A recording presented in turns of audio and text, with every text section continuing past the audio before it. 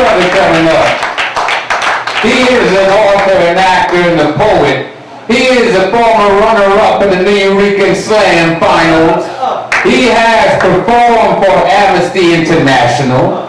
He has worked with a variety of people, including the original shoe diva, Miss Patti LaBelle. His music has been heard on MTV's Real World and Making the Band. And right now he has a one-man show called Rock Wilk that is touring the U.S. and soon to hit the London stages. As a matter of fact, he has a CD. It did? Yes. Oh, update the bio. He is fresh from a London tour. His one-man show called Rock Wilk. CD of the same name. Chapbook, the Harlem love story. You got his story of they all in Harlem. Not from Brooklyn, but he's right here, right now. I need you to start picking up the energy. And welcome, Rock Wilk. I'm going to do a couple pieces from my play. Rock Wilk is the story of my. Rock Wilk is the story of my adoption. It's my search for my biological mother and my ambivalence about it. It's a true story, and it's been like the most amazing, cathartic experience for me working on it. Because I found all this information through working on the play, so it's been amazing. So anyway, here's some. Hi, I was adopted through your agency, and I was wondering if I could get some information about me, or my mother, or my biological mother. I'm fucking nervous. So this woman greets me with a big smile, asked me to come in, and I was immediately guided into a room where an elderly woman, probably about 75 years old, was sitting at her desk going through some paperwork. Hi, I was adopted through this agency, and I was wondering if I could get some information about me, or my mother, or my biological mother. I'm the son, so are you. Rock Wilk. Oh, it's quite a name. Nice to meet you, Mr. Rock Wilk. You gonna stand there all day, Mr. Rock Wilk? Won't you have a seat? I'm sure it's been quite a process for you to actually come here. It is for everyone. Listen. I'm only allowed to provide you with non-identifying information, which means no names, no phone numbers, no addresses, none of the information I'm assuming you're probably looking for, but I will give you as much information as I have and allowed to provide you with, okay? Okay. Okay, so let me go get the files and see what we have.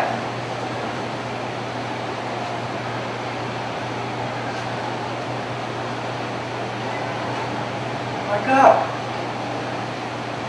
My name is on this paperwork. Oh my God, I did this case. Wow. I remember your mother.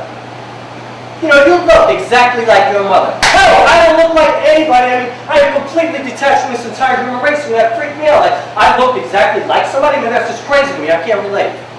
And then this meeting started to get even more interesting. I mean, for example, I was thought that I was just a mistake. You know, that like two people hooked up, did that thing, girl got pregnant, then they just let me go. Evidently, that's not what happened. You see, luckily for me, Miss Simons kept some pretty extensive notes from her meetings with my biological mother, and so, along with my official paperwork, I was also able to get some more personal information. For example, one note said that my mother told Miss Simons that, and I quote, "My son was born of pure love."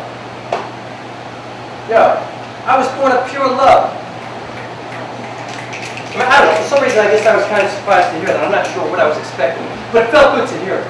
And you know, what was also amazing was hearing about the relationship between my biological mother and my biological father. I mean, I had never really spent much time thinking about that relationship, but I'm just saying, to me, this was like the greatest love story ever told. One, a woman works for a man, they are 25 years separated. Two, first glance, bullseye, chest pads, basketball bounces piercing head to heart in both directions, back and forth, pounding inside an intimate yet reticent belief systems and values, definitely some value.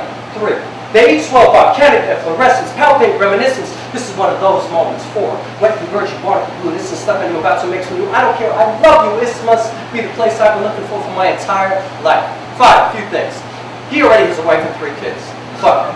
She, on the other hand, never had anyone other than herself. But 6 still, from such different places, clearly this was fate. And with this devastatingly brilliant collision, they each found themselves bound choices because 7, love is a motherfucker. 8.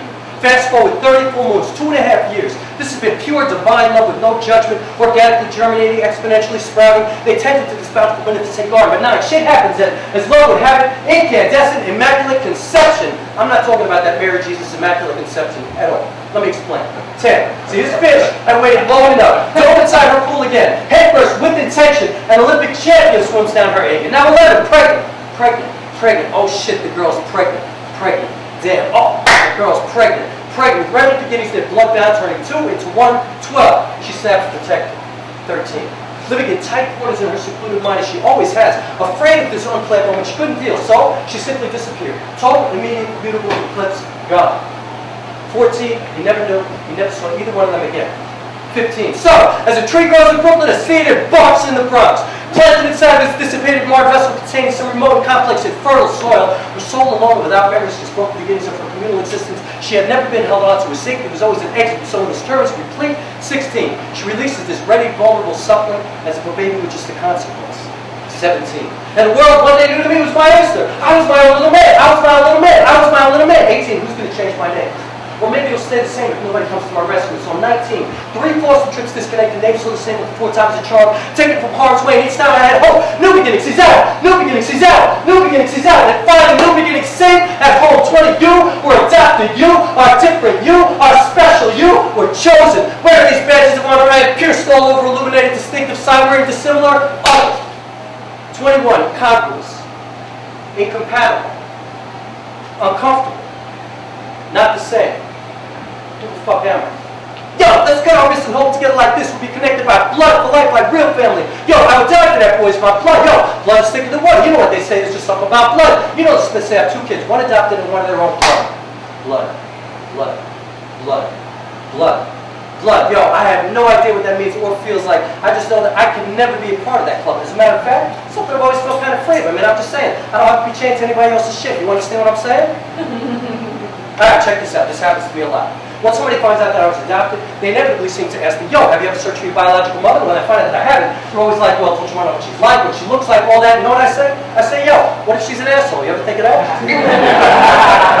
What if she's like a racist? Or what if she's a fucking Republican? I don't have to be associated with any of that. I've always just felt like me, afraid of blood. Like I don't have to be chained to anybody else's shit. I kind of like being unattached. As a matter of fact, I don't even think I want to have a kid of my own. I mean, first of all, why want to glue somebody to this? You know, besides, I think that probably make me feel guilty. When there are so many kids out here who are already in a home, a family. I mean, I guess I can see myself like maybe working with kids, being a coach, some kind of mentor, something like that. And you know what? Even if I decide to get married, which I seriously doubt, but if I do, and we decide to have kids, I think I prefer to adopt. It's a big fucking deal about blood.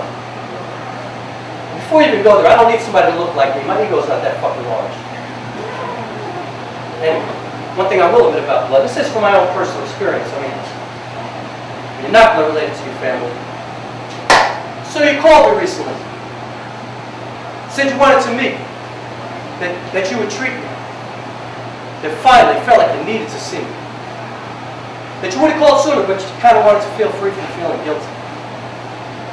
So in my mind, this lifelong curiosity could finally have an ending. These feelings of not knowing could finally be going away, because for the first time my heart might feel complete because it was you who reached out to me, as it should be, in any normal family. I felt nervous. This impervious feeling of resistance and insistence at the same time flooded my emotions and drowned my mind into confusion. Was this an illusion? This should have happened a long time ago. This is actually an intrusion into this acquired mechanism, my long accumulated definition of who I created all by myself, because I would never allow anybody else to help, and as a result of that, I'm all fucked up. See, I never really felt part of anything. As a result, I would bring all this baggage with me, carried on my back like Sisyphus, and like him, I could never be free. And it's really, really hard to find somebody selfless enough to put up with something like me, because after all, why should there be? But see, now this obstruction that would cause continual destruction in my life could be removed, and finally all of me would be completely available to believe that somebody would stay with me. My self-destructive imprinted doubt could finally be released, and I could cease to continue to destroy everything in my life that's really important to me that I loved. I mean, shrapnel could be cleared away, and for the first time I would believe when somebody would say, I love you. I mean, no longer would they have to prove it through my tired, ridiculous, insecure games, like my only true love, who came and stayed. As long as she could stand it, and I pushed her away. I mean, I would finally be equipped to stay tight-lipped and accept love, to respect space, be able to face myself and save myself from those grave mistakes that I always seem to make, that you can never fucking change me. Now with this, yo, perhaps I can finally turn the page.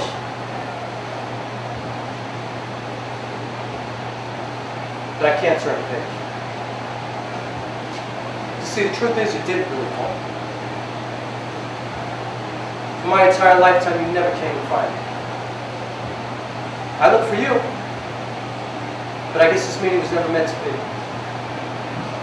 I feel like I've been falling through the cracks ever since you decided to be alone. See, I just don't know how to set this free.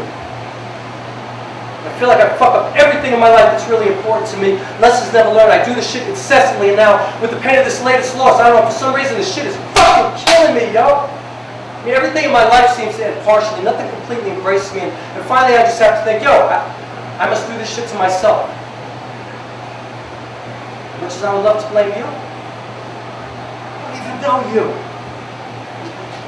And I don't know, since you're my vessel, perhaps I should even thank you, but I have to admit, a lot of the time, albeit secretly and somewhat embarrassingly, I just wish you had aborted me. See, dark thoughts pervade my insides. I feel as if I've died like a million times. How did you find it so easy to release me?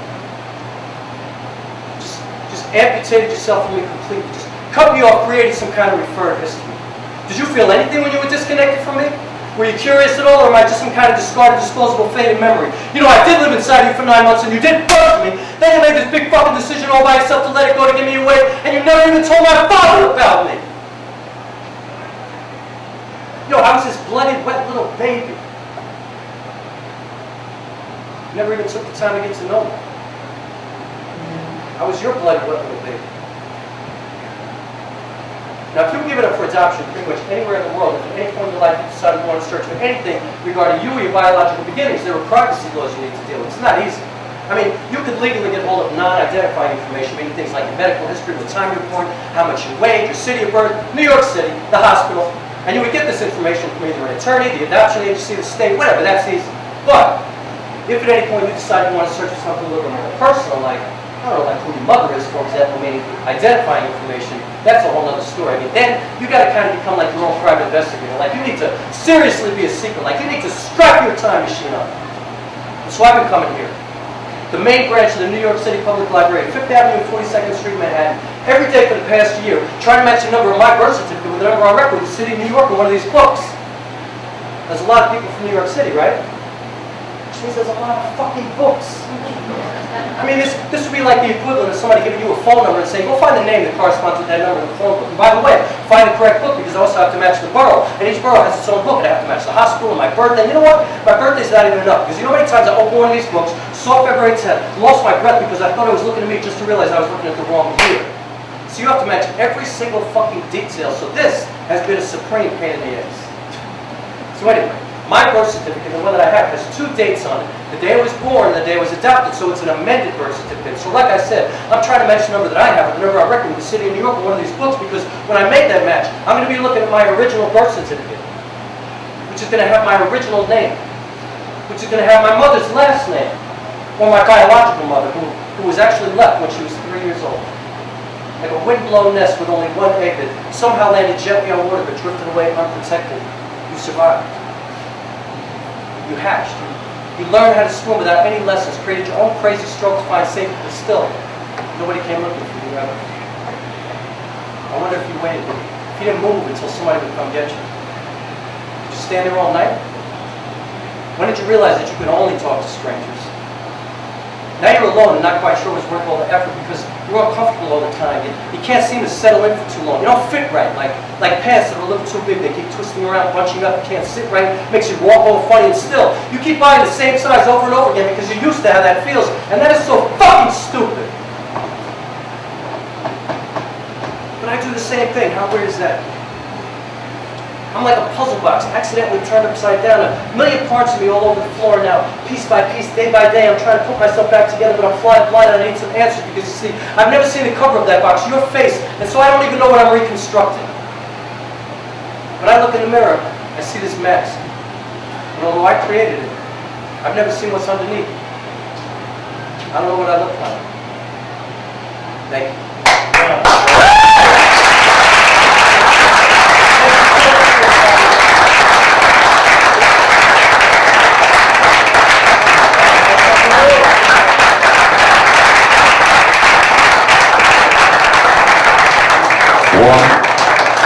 Once again, the book is called A Harlem Love Story. The CD is called Broke Wide Open. The artist is called Rock Wilk. Give him some more LOVE.